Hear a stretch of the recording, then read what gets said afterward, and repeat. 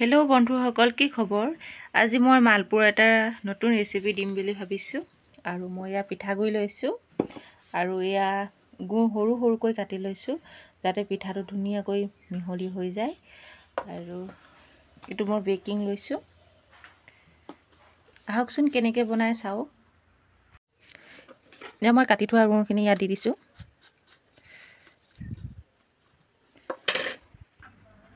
ইয়াত মই চাউল 1 কেজি পিঠাগুড়ি লৈছিলোঁ আৰু 1 কেজি পিঠাগুড়িত এপোৱাতকৈ অলপ বেছি গুড় লৈছোঁ আৰু এয়া বেকিং পাউডাৰ লৈছোঁ।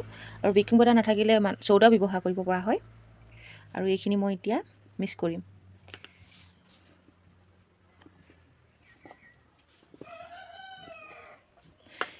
ভালদৰে মিক্স কৰি ল'ব লাগিব। তাৰপৰা আমি পৰিমাণ অনুসৰি পানী দিম। এইখিনি মই চাউলখিনি লৈছোঁ চকুৰা চাউল, চকুৰা ধানৰ চাউল। বৰা চাউলৰ মালপোৱা নহয়, কাৰণ বৰা ধানবোৰ বেছি আঠা আছে, সেইকাৰণে মই চকুৰা চাউল ব্যৱহাৰ কৰিছোঁ। যিকোনো ভাত খোৱা ধানৰ বনালেও পিঠাটো বহুত টান হয়, খাবলৈ অলপ বেয়া হয়।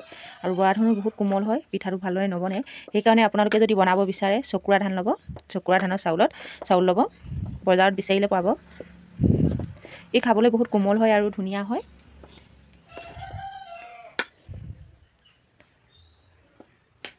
আৰু দেখিছেনে ধুনীয়াকৈ এইটো মিহলি হৈ গ'ল। মই ইয়াত এতিয়া পৰিমাণ অনুসৰি পানী দিম।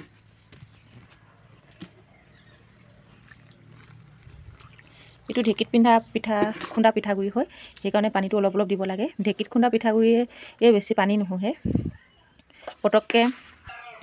আৰু অলপ অলপকৈ দি এনেকৈ আটাৰ যেনেকৈ আমি মঠোতে পানী অলপ অলপকৈ দিওঁ, তেনেদৰে পানী দিব আপোনালোকে। আৰু ময়ো এনেকৈ দিছোঁ। মিক্সিত খুন্দিলে পানী অলপ বেছিকৈ খায়। মই ঢেঁকীত খুন্দা পিঠাগুড়ি, যিহেতু মোৰ ঘৰতে ঢেঁকী আছে, সেইকাৰণে মই ঢেঁকীতে খুন্দিলোঁ। মই বুলিয়ে নহয়, আমাৰ ওচৰ চুবুৰীয়া আমাৰ ঘৰতে সকলোৱে পিঠা খুন্দেহি, কাৰণ আজিকালি ঢেঁকীটো ইমান পাবলৈ নাই। সেইকাৰণে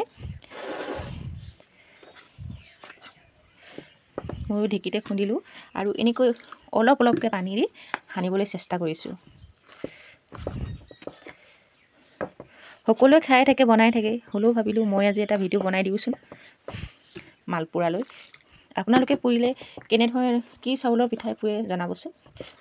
আমাৰ ইয়াত বা সকলোৱে আমি চকুৱা চাউলে লওঁ। ই আঠাটো অলপ কম হয়। একেবাৰে আঠা নহ'লেও পিঠাটো খাই সোৱাদ নালাগে দিয়কচোন। মোৰ হৈ গৈছে লিকুইড ছিষ্টেম। আৰু মই ইয়াক ভালদৰে মিক্স কৰি দিছোঁ, কাৰণ মিশ্ৰণটো বহুত পাতল আৰু ধুনীয়া হ'ব লাগিব। তেতিয়া পিঠাটো পাতল হ'ব আৰু তেলত দিয়াৰ লগে লগে ফুলি আহিব। মই এইখিনি ধুনীয়াকৈ মেৰিনেট কৰা হৈ গ'ল। এতিয়া মই ইয়াক 2 ঘণ্টাৰ বাবে থৈ দিম। মোৰ 2-3 ঘণ্টা ৰখাৰ পিছত পিঠাখিনি বহুতেই ধুনীয়া হৈ গ'ল। আৰু দেখিছে নহয় পেষ্টটো কিমান ধুনীয়া হৈছে দেখিবলৈ। আৰু এইপিনে মই কেৰাহী পাতি দিলোঁ। কেৰাহী পাতি জুইতে বনাইছোঁ।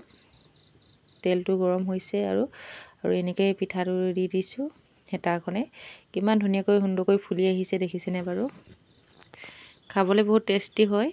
আৰু ই লাহে লাহে এনেকৈ অলপ লৰাই দিব লাগে, তেতিয়া ধুনীয়াকৈ ফুলি আহিব। যিসকলে মোৰ ভিডিঅ'টো চাই আছে, লাইক এটা কৰি দিব, কমেণ্ট এটা কৰি দিব। আৰু যোনে নতুনকৈ আহিছে চেনেলটো ছাবস্ক্ৰাইব কৰি দিবলৈ নাপাহৰিব। আৰু এই পিঠা ৰেচিপিটো চাই কেনেকুৱা পালে কমেণ্ট এটা কৰি জনাবলৈ নাপাহৰিব।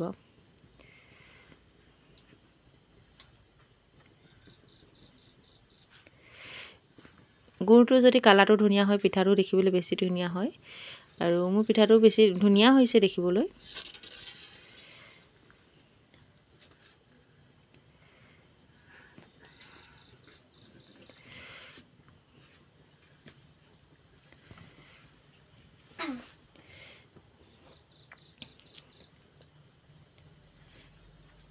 এনেধৰণৰ পিঠা পুৰি আছোঁ আৰু খায়ো বহুত ভাল লাগে আৰু ধুনীয়াকৈ ফুলি আহিছে।